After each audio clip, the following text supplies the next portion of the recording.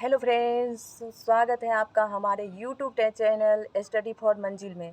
Friends, आप लोग के द्वारा बार बार ये पूछे जा रहे हैं कि मैडम आपकी स्ट्रेटजी क्या थी, आपके टाइम टेबल क्या थे और आपने कितने घंटे पढ़ाई किए। तो फ्रेंड्स, मैं बता दूं, मैंने अपना टाइम टेबल अपने सुविधा के अनुसार बनाई थी और आपको अपना टाइम टेबल आपके खुद के सुविधा के अनुसार बनाना चाहिए। हालांकि आप लोग ने पूछा है तो मैं ज़रूर बताऊंगी कि मेरी टाइम टेबल क्या थी।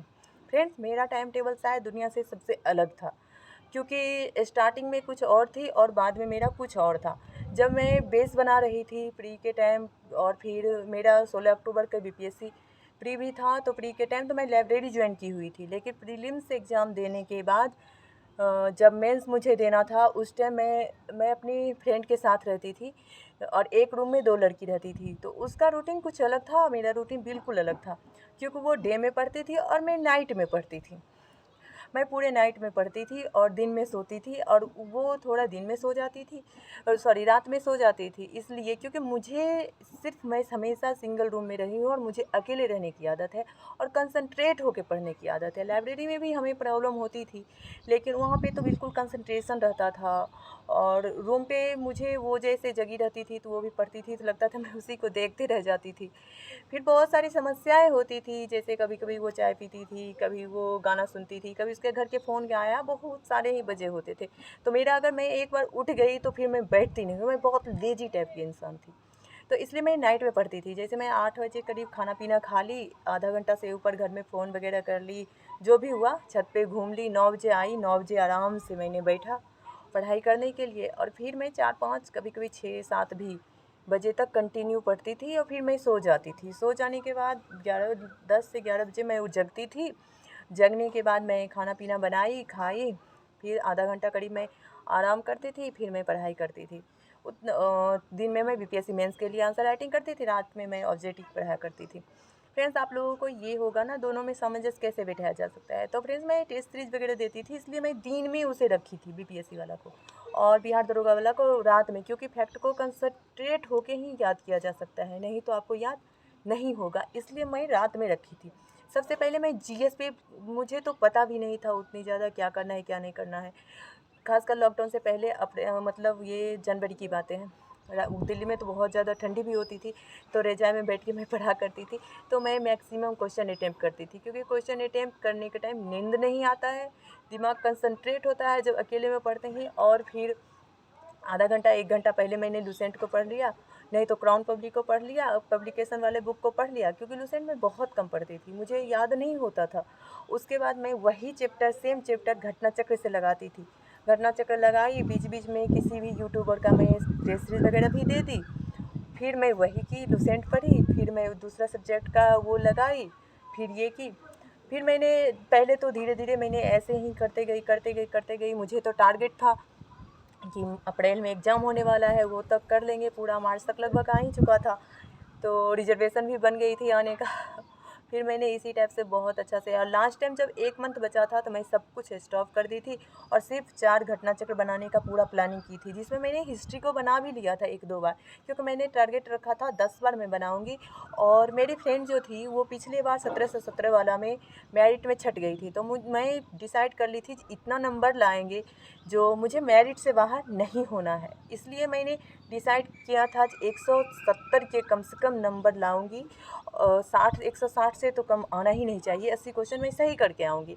इसी के टारगेट लेके मैं चली थी, और देखिए आप लोगों के पास सामने मेरा मार्कशीट अवेलेबल है, और मेरा उतना ही नंबर आया जितना मैंने पहले डिसाइड कर लिया। इसलिए कहते हैं ना, जैसा आप सोचते हैं वैसे ही आप बन जाते हैं। अगर आप बड़ा टारगेट लेके चलेंगे तो आपको कोई नहीं रोक सकता है।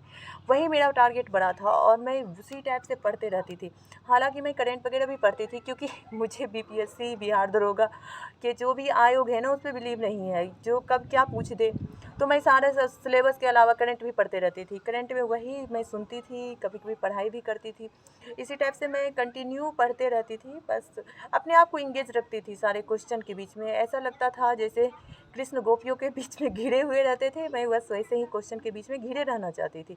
हालांकि मैं ज़्यादा पढ़ाकू टाइप की लड़की नहीं हूँ, मुझे ज़्यादा पढ़ाना पसंद नहीं है और पढ़ती भी नहीं हूँ, क्योंकि मेरे साथ मेरी 2 बहन भी थी।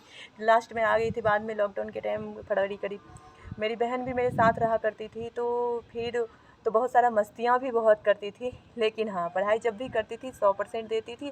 मस्ती तो मैं बहुत करती थी, अपनी दोनों बहन के साथ बहुत ज़्यादा मस्ती करती थी। फिर मुझे मार्केटिंग का काम मेरा था, घर में खाना पीना मेरी बहन बनाती थी और बस अपने आप को क्वेश्चन के बीच में घिरे रहना चाहती थी मैं। बस मैक्स जब भी टाइम मिलता था और भी परेशानियाँ, क्योंकि समझ ही रहे हैं ना, हमारे पर्सनल लाइफ में एजुकेशन के अलावा भी बहुत सारी चीज़ें होती है। तो वो सब सारे चीज़ के बाद जितना भी टाइम मिलता था उतना मैं बस क्वेश्चन के बीच घिरे रहना चाहती थी। इसलिए मैं आप लोगों को बार बार फोकस करा रही हूँ, क्वेश्चन कीजिए, क्वेश्चन कीजिए, क्वेश्चन कीजिए। मेरी एक फ्रेंड है जो कि पिछले बार भी 1717 में छट गई थी। इस बार वो इतना ज़्यादा पढ़ती थी जो पूछिए मत, बहुत पढ़ती थी। हम लोग को लगता था, मुझे तो खास करके मैं तो डरती भी थी जो यार इस बार वो कहीं बिहार टॉप कर जाए और मैं कहीं रह ना जाऊँ। इतना पढ़ती थी, लगता था उसे लूसेंट रट्टी रट्टी चाट गई थी और बहुत पढ़ती थी। लेकिन आप यकीन नहीं होगा, कहिएगा तो मैं मार्क्स भी दिखा दूँ, उसका नंबर 140 ओनली है। और मैं मैक्सिमम क्वेश्चन अटेम्प्ट करती थी, मैं मैक्सिमम क्वेश्चन बनाती थी। अरे जो जिसका 2-4 सब्सक्राइबर होता था ना, वो भी डालता था तो मैं बना देती थी। मैं उसका ज़्यादा बनाती थी क्योंकि वो भी ग्रो करे, अच्छा काम करे, एक अच्छा यूट्यूबर तैयार हो। तो और मेरा नंबर देख लीजिए आप लोग के सामने है। तो इसलिए फ्रेंड्स मुझे लगता है, और मुझसे ऑनेस्टली पूछिएगा ना, तो सक्सेस का सबसे बड़ी मंत्र है ना, एग्ज़ाम हॉल में जाने से पहले आप खुद को 1 लाख बार, मतलब मेरा 1 लाख से मतलब 1000 बार कम से कम, 100 बार, 1000 बार कम से कम एग्ज़ाम दे के टेस्ट कीजिए। और खुद पे भी 100% बिलीव मत कीजिए, इसे भी बार बार टेस्ट करते रहिए, क्या सही है या गलत है। क्योंकि ज़रूरी नहीं है जो हम सोचते हैं, जो हम डिसीजन लेते हैं वो सही ही होगा, लेकिन फ्यूचर में वो सही साबित हो, इसके लिए मुझे आज जम के काम करना पड़ता है। तो और मैं क्या बताऊँ, मैं अपना तो टाइम टेबल बता ही दी। हाँ, एक किसी ने पूछे थे जो क्या मेडिटेशन आप करते थे, तो व्यायाम, मेडिटेशन ये सब से मैं कोसों दूर थी। मेरा सुबह ही 10-11 बजे होता था, तो मैं मेडिटेशन कब करती। मैं कभी सोचती भी नहीं थी मैं ग्राउंड भी कभी लाइफ में जाऊंगी, लेकिन मैं गई तो बस आर पार ही करके आई। और मेडिटेशन, व्यायाम, एक्सरसाइज, योगा ये सब मेरे लाइफ का कोई भी पार्ट कभी नहीं रहा है। मैं सोने में एकदम, क्या बोलते हैं, कुंभकर्ण का शायद दूसरा औलाद हूँ मैं। वो 6 महीने सोता था, मैं 12 बजे सोती हूँ, 10 बजे उठती हूँ, घर पर भी और वहाँ भी। तो ठीक है फ्रेंड्स, आई होप आपको इससे कोई ना कोई प्रेरणा ज़रूर मिली होगी। तो थैंक यू, बाय बाय।